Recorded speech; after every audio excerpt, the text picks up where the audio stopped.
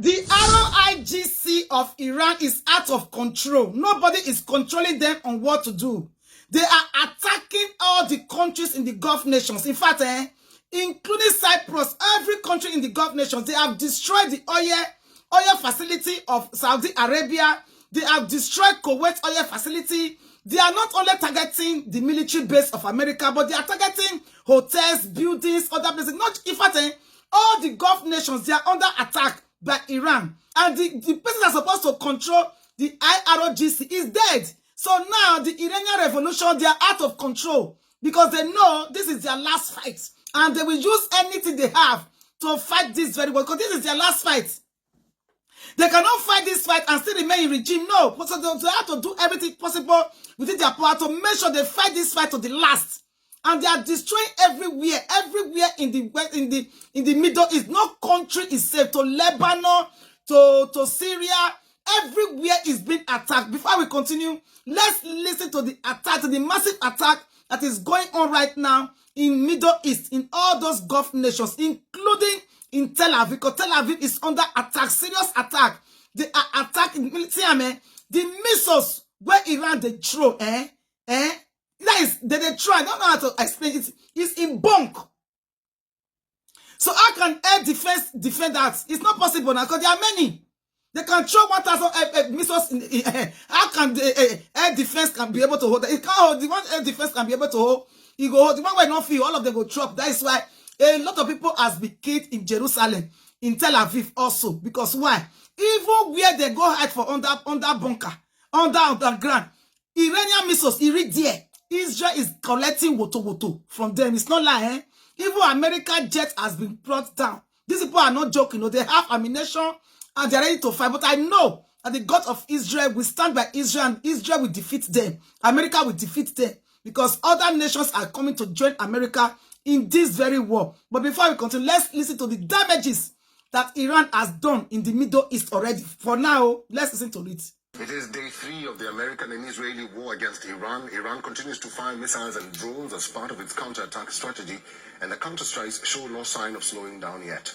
In fact, Iran seems to be expanding the battlefield as it also keeps firing at Arab Gulf monarchies allied to the US. Israel is still the major target. Iran's Revolutionary Guard Corps have launched missile strikes on Israel's government in Tel Aviv, as well as security and military centers in Haifa, and an attack on East Jerusalem.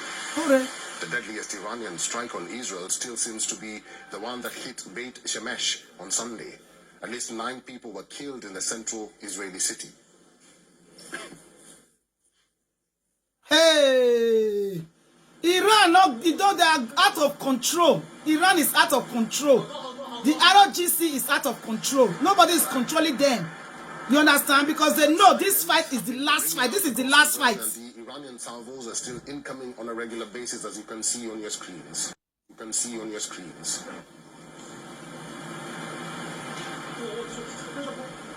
Do you see?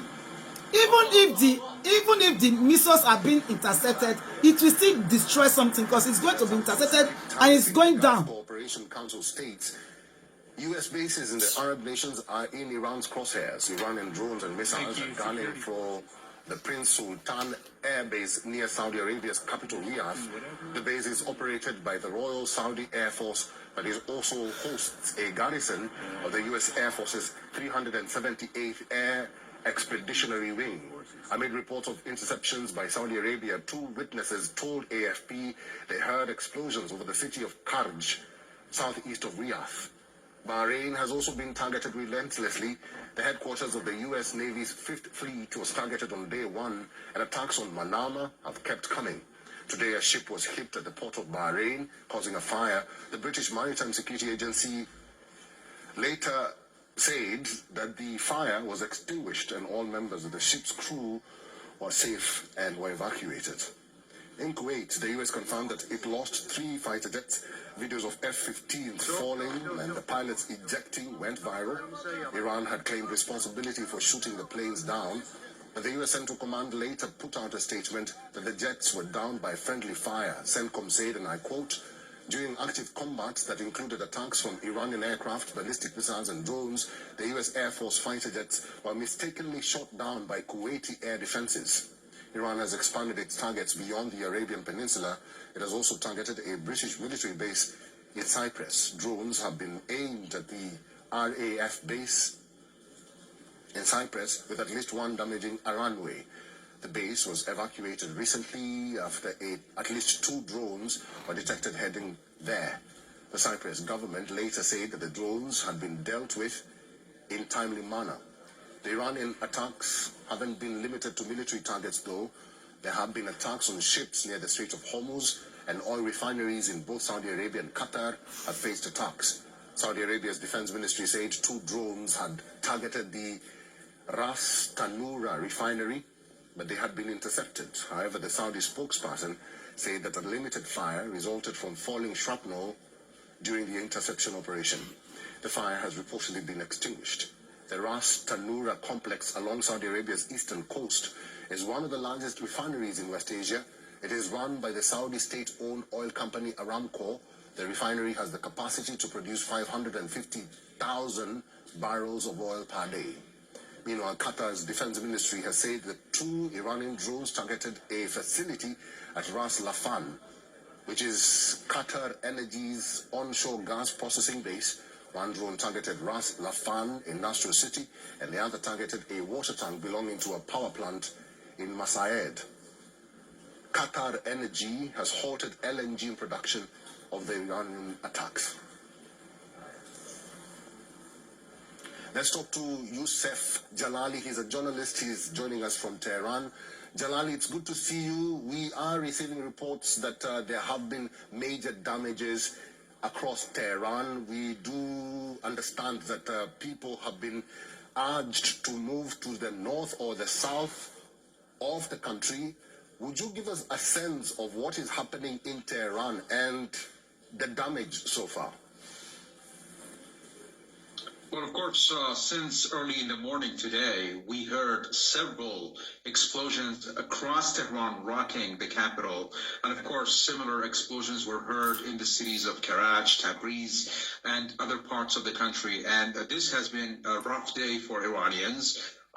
Actually, the places that came under an attack are mostly military-based institutions, and of course, Basij, which is a paramilitary force affiliated with the IRGC, the Islamic Revolution Guard Corps. These institutions have come under an attack. These are the targets for the Israelis and the Americans right now. And the reason they're targeting the paramilitary force, the Basij force, is that the Israelis believe that the Basij played a very significant role in quelling and suppressing the recent protests that erupted in the country, across the country, over economic grievances, then snowballed into political gatherings and political unrest.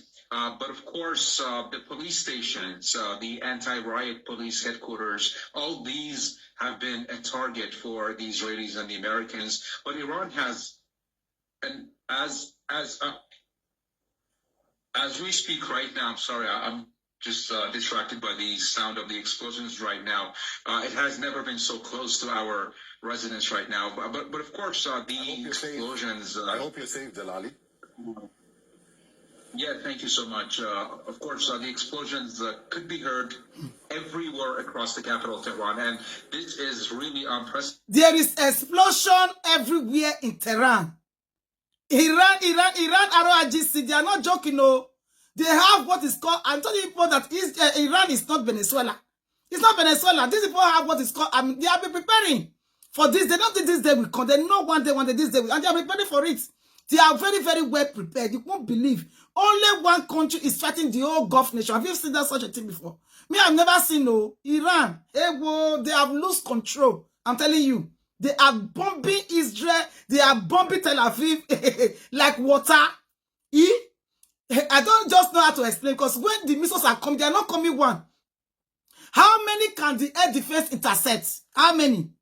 The rest, before you intercept this one, the other one don't fall. The other one, it is where we pray for Israel to survive, to succeed this war, and I know that God of Israel will stand by them.